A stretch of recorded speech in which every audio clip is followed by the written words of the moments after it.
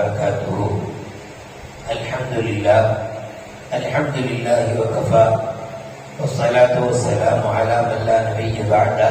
أما بعد، قال الله سبحانه وتعالى في كلامه القديم: أعوذ بالله من الشيطان الرجيم. بسم الله الرحمن الرحيم. والصافات صفا. آمنا بالله. قال النبي صلى الله عليه وسلم: جعلت صفوفنا كصفوف الملائكة أو كما قال عليه الصلاة والتسليم. கண்ணியத்திற்கும் மிகுந்த மரியாதைக்கும் உரித்தான மேலான பெரியவர்களே, பாசத்திற்குரிய சகோதரர்களே, கண்மணி நாயகம் ஸல்லல்லாஹு அலைஹி வஸல்லம் அவர்களின் கண்ணியமான உம்மத்துமார்களே, ரப்புல் ஆலமீன் அல்லாஹ் சுப்ஹானஹு வ தஆலா இந்த உம்மத்திற்கு பல சிறப்புகளை வழங்கியுள்ளார். முந்தைய சமூக மக்களுக்கு, முந்தைய சமுதாய மக்களுக்கு வழங்கிடாத பல சிறப்புகளை, பல தனித்துவங்களை அல்லாஹ் இந்த உம்மத்திற்கு வழங்கியுள்ளார். அதே போன்று நம்முடைய தொழுகையில் நாம் நிற்கிற அந்த அணிவரிசை சஃப் என்று நாம் சொல்வோம். இந்த சஃப்பை அல்லாஹ் ரப்பல் ஆலமீன் மலக்குகளின் சஃப்புகளுக்கு நிகராக ஆக்கி தந்துள்ளார். மனிதர்களாகிய நாம், குறைகள் பல செய்யக்கூடிய நாம், பாவங்கள் பல செய்யக்கூடிய நாம், தொழுகையில் வந்து நிற்கிறோமே, இந்த அணிவரிசை, இந்த சஃப்பு, இது மலக்குகள் வானுலகிலே நிற்கக்கூடிய அணிவரிசை. நம்முடைய கண்களுக்கு அதுவெல்லாம் தெரியாது. மலக்குகள் வானுலகிலே இதுபோல ஒரு சஃப், அந்த சஃப்பை ஒரு கட்டத்தில் பூர்த்தியாக்கிவிட்டு அடுத்த சஃப், இப்படியாக அவர்கள் சஃப்பு சஃப்பாக வரிசை முடிந்து அடித்த வரிசையாக நிற்கிறார்கள். அதுபோலதான் நாமும் தொழுகையில் நிற்கிறோம். தொழுகை என்பது ஒரு அற்புதமான இபாதத் இல்லையா? அது வந்து தக்பீர் கட்டுவதிலே தொடங்கி சலாம் கொடுக்கிற வரை உண்டான ஒரு அமல். அந்த அமலை நாம நம்ம விருப்பப்படி செய்ய முடியாது. தொலை சொன்ன அல்லாஹ்வே தொலை எப்படி தொலை வேண்டும் என்று நம்ம கற்றுத்தரலாம். அதுல நபி ஸல்லல்லாஹு அலைஹி வஸல்லம் முதல்ல சரி செய்யக்கூடிய விஷயம் என்ன? சப்புகளை தான் சரி செய்வாங்க. பொதுவா அரபுகள்ல ஈட்டியோ அல்லது ஏதேனும் ஒன்று அவருடைய அந்த உடையோடு சேர்ந்து இருக்கும், ஏதாவது வைத்திருப்பாங்க. அப்ப நபி ஸல்லல்லாஹு அலைஹி வஸல்லம் தன்னுடைய அந்த அம்பை கொண்டு அல்லது ஈட்டியை கொண்டு சப்புகளை சரி செய்வார்கள். எல்லோரும் மீட்ட பிறகு அந்த பின்னகால் இருக்கிய குதிங்கால், அந்த குதிங்கால் முன் பின் இல்லாத மாதிரி அப்படி பார்த்து அந்த குச்சி அந்த ஈட்டியை கொண்டு அப்படியே சரியாவே முன்னாடி வரணும். இப்படி நபி ஸல்லல்லாஹு அலைஹி வஸல்லம் மெனக்கெட்டு அதுக்கு ஒரு முயற்சிகளை செய்து சப்புகளை சரி செய்த பின்புதான் தொலை வைப்பார்கள். அது மட்டுமல்ல, இன்னைக்கும் நாம வந்து அரபியில நீங்க பார்த்திருப்பீங்க, இமாம் வந்து தக்பீர் கட்டும் முன்பு சொல்வார், சப்பு சுஃபு பக்கம் ரஹிமக்கும் அல்லாஹ், உங்களுடைய சப்புகளை சரி செய்து கொள்ளுங்கள். ஏனென்றால் தொழுகைக்கு முன்பு இமாமுடைய கடமை அது. மக்கள் நின்றுட்டாங்க, நம்ம தொலை வச்சிருக்கலாம் அப்படின்னா இல்லை. ஏன்னா சப்புகளில் ஏற்படக்கூடிய முன்பின் இருக்கு பார்த்தீங்களா, இதனுடைய ரியாக்ஷன் என்பது நம்முடைய கல்வி வரை வருது. நம்முடைய உள்ளங்களில் பல்வேறு வகையான மாற்றங்கள் நிகழ்வு பார்த்தீங்களா. இவருடைய கருத்துக்கு நீங்க அங்கீகரிக்க மாட்டீங்க, உங்க கருத்து இவர் அங்கீகரிக்க மாட்டார். இப்படி கருத்து வேற்றுமைகள் வருவதற்கு காரணமே சப்புகளில் ஏற்படக்கூடிய குளறுபடிகள் தான். எங்க விடுதலை எங்க போய் அல்லாஹ் முடிச்சு போடுறாங்க. நாம நினைக்கிறோம் என் கருத்தை அவையை ஏற்றுக்கொள்ள மாட்டேங்கிறான், நான் நல்லா தானே சொல்றேன். அவர் நினைக்கிறாரு என்னுடைய கருத்தையை இவர் ஏற்றுக்கொள்ள மாட்டேங்கிறார்.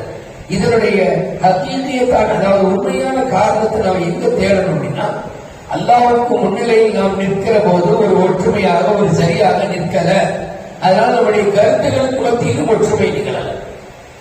அப்போ இந்த உம்மத்தினுடைய தனித்துவம் என்ன அப்படின்னா, நமது சப்புகளை ரப்புல் ஆலமீன் அல்லாஹ் மலக்குகளின் சப்புகளுக்கு நிகராக ஆக்கி தந்துள்ளார். குர்ஆன் ஷரீஃபில் அல்லாஹ் சத்தியம் செய்யக்கூடிய வரிசையில அணிவகுத்து நிற்கக்கூடியவர்களின் மீது சத்தியமாக என்று அல்லாஹ் சத்தியம் செய்கிறான். அது மலக்குகளை எடுக்கும். ஏன்னா மலக்குகளும் சப்பு கட்டி நிற்கிறான். தொழுகையில் இருக்கிற தொழுகையாளிகளையும் எடுக்கும். அப்படி பார்த்தா அல்லாஹ் நம்மை கொண்டு சத்தியம் செய்கிறான். காரணம், நாம நிற்கிற முறை அவனுக்கு பிடிச்சிருக்கு. நாம நிற்கிற அந்த முறை அல்லாஹ்வுக்கு பிடித்ததுனால நம்முடைய அணிவரிசையை போல் அல்லாஹ் மலக்குகளின் அணிவரிசை அல்லது மலக்குகளின் அணிவரிசையை போல ஆக மொத்தம் 2 பேருக்கு மத்தியில் ஒரு ஒற்றுமை.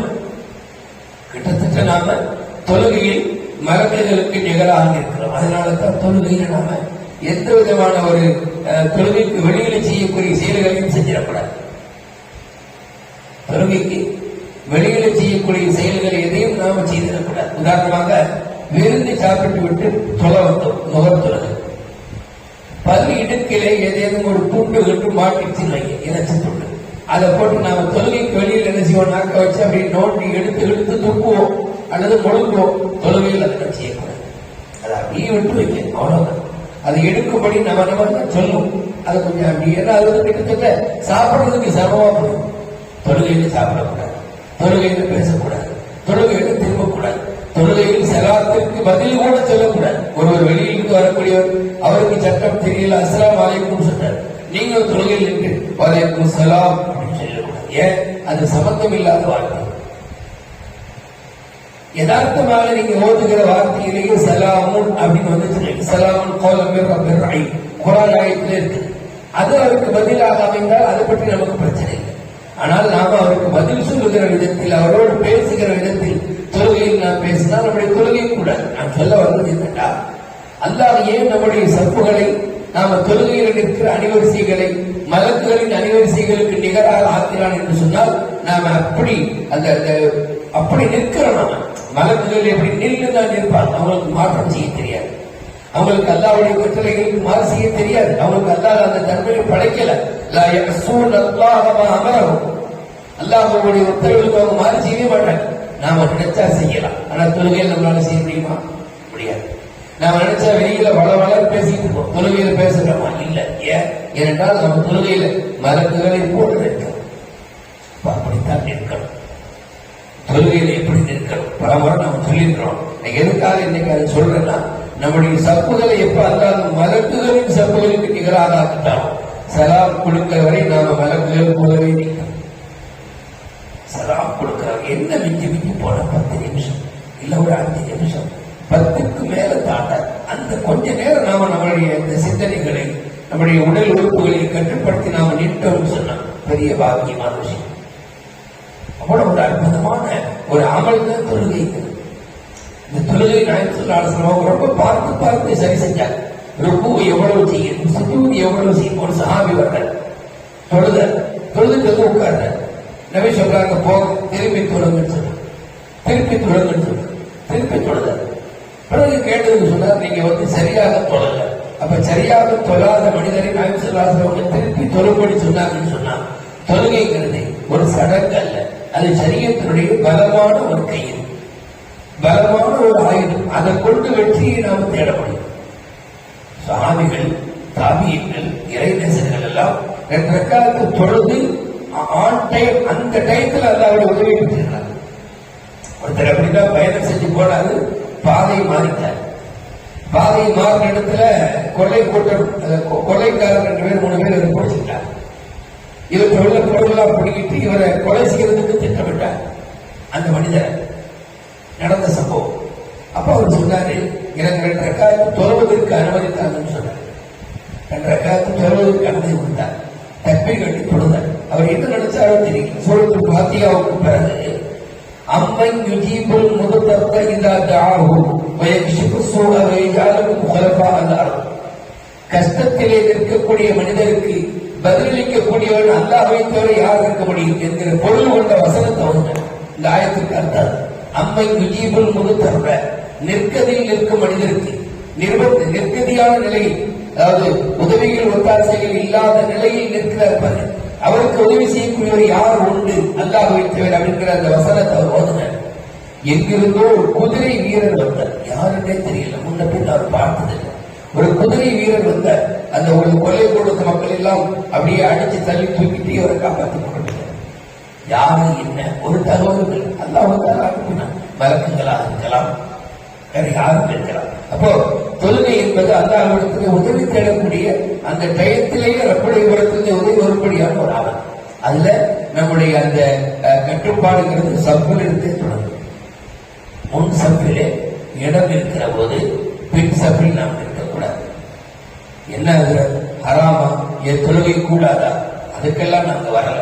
சட்டம் என்ன அப்படின்னா முன் சப்பை பூர்த்தியாக்கி விட்டு அடுத்த சப்புக்கு போகும். ஒரு சப்பில இடைவெளி இருக்க அடுத்த சப்பையில இருந்தால் அந்த இடைவெளியில் செய்தான் நின்று கொள்கிறான். ஆல்ரெடி நான் என்ன சொல்றேன், அப்படி எல்லாம் இல்லாம தப்பீடு எடுத்தினாலே செய்தான் நம்மளை எவ்வளவோ வசுவசாவை உள்ளாக்குறான், எவ்வளவோ கெடுக்கிறான். இதை நாமளே அவனுக்கு இடம் போட்டுட்டான்.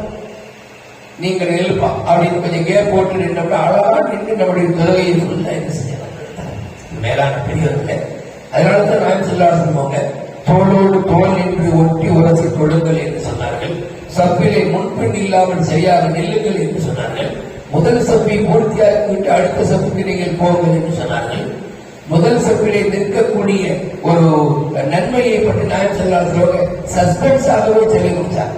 எவ்வளவு என்னன்னு சொல்லல, முன் சப்பிலே நிற்கக்கூடிய அந்த நன்மைகளை உங்களுக்கு தெரிந்து கொண்டால், நீங்கள் அறிந்து கொண்டால் அங்கே நிற்பதற்கு போட்டி போடுவீர்கள். நீயா நானா என்று போட்டி போட்டு முன் சப்பில் நிற்பீங்க. இன்னைக்கு நிறைய பேர் பார்த்துக்கலாம், நீங்க போகல, இது விட்டு கொடுக்கிற இடம் இல்ல, தொட்டு பிடிக்கிற இடம் இது. நாம போய் நிற்கணும். ஹதீஸ்ல வந்திருக்குது, முன்சப்பிலே நிற்கக்கூடிய நன்மையை மட்டும் எனக்கு உம்மத்து தெரிந்து கொண்டால் அவர்கள் அதிலே மண்டையிட்டு, அதாவது நடக்க முடியாதவன் கூட அப்படியே தவிர்த்து முன்சப்பில் நிற்பதற்கு ஆசைப்படுவான் என்று சொன்னார். அதனால நம்முடைய சப்புகளில் நாம் கவனம் செலுத்தணும். அல்லாஹ் எப்ப நம்முடைய சப்புகளை மலக்குகளின் சப்புகளுக்கு நிகழாக ஆக்கிட்டாலும் நாம் அதற்கு கவனம் குறைவா இருக்கக்கூடாது. கொரோனா காலம் வந்த பிறகுதான் நமக்கு மத்தியில் கொஞ்சம் இடைவெளி வந்துச்சு. இப்ப அல்ஹம்துலில்லாஹ் அல்லாஹ் தஆலா அப்படி ஒன்று இந்த தொற்று நோய்களை உண்டாக்கல.